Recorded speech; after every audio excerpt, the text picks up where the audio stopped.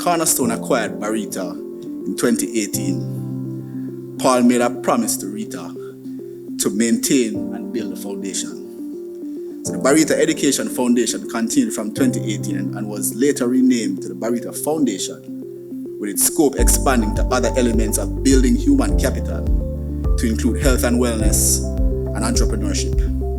Now, education still remains a priority, including early childhood education, and the foundation has been contributing to strengthen early childhood institutions to achieve the Early Childhood Commission's 12 operational standards. In particular, the Barita Foundation Scholarship was launched this year with 24 scholarships and 4 bursaries, and features the Rita Humphreys Lewin Scholarship in early childhood education.